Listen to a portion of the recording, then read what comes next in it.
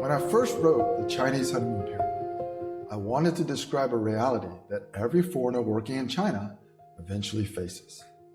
The moment when initial goodwill gives way to quiet confusion and then bleeds steadily into outright frustration. In that first book, I mapped a path for readers to develop greater awareness and empathy for their Chinese counterparts. I introduced 10 essential Chinese cultural concepts, not merely as a Mandarin vocabulary builder, but as psychological indicators that contrast our dichotomies. My goal was to help readers uncover the deeper implications of their counterparts' behavior, revealing a new reality just beyond their closed imagination. The promise was simple: more empathy, healthier expectations, and the emotional intelligence to push through disillusionment. But the world in 2026 is not the same as the world in 2022. There's a different POTUS, an evolving American psyche, and radically shifting geopolitics. Later on top is an invasion by an alien intelligence, also known as artificial intelligence, which further divides the haves and the have-nots, as undercurrents of a constitutional crisis ripple across the American heartland. When the original book was published, we were already feeling tremors in the geopolitical terrain, but we had not yet witnessed any earthquakes. We were pre-COVID-19. We were before calls for decoupling had metastasized into a self-fulfilling prophecy. The pandemic didn't just redraw invisible borders. It made them opaque, obscure, and more secretive. Today, we face an AI arms race to a new form of superintelligence, one so alien that few can comprehend it, even as elites and authoritarians seek to control it.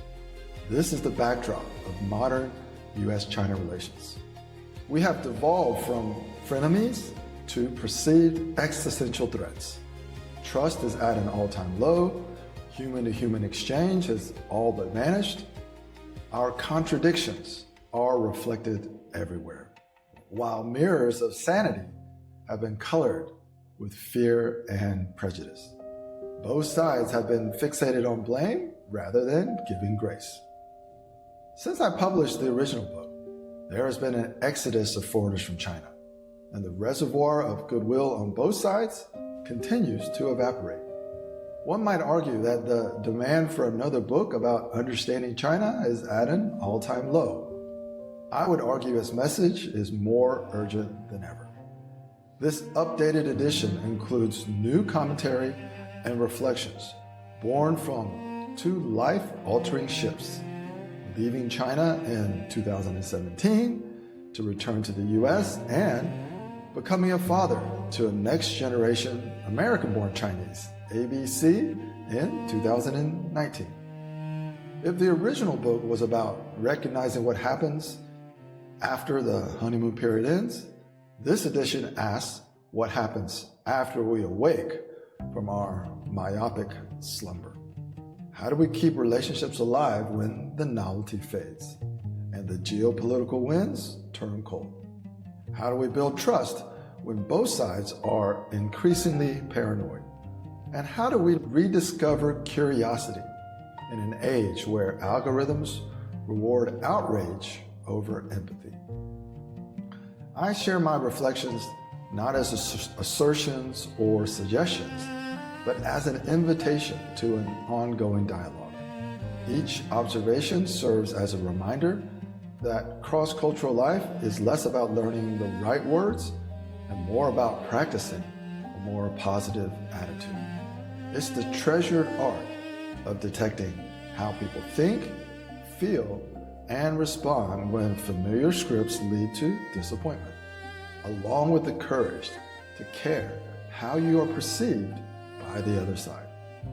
May this 2026 edition help you see yourself more clearly through the lens of China and help you imagine new ways forward in a world that keeps teaching us how inextricably connected we truly are. Hey, Gene Shu, your digital twin is ready. Try creating videos with it. Also, click the feedback button to share what you think. Hope you enjoy. Hola Gene Shu, tu digital twin está listo. Intenta crear videos con él. Además, haz clic en el botón de comentarios para compartir lo que piensas. Espero que lo disfrutes. Konnichiwa, Jin H. Su さん。あなたのデジタルツインが準備できました。ビデオ作成を示してみてください。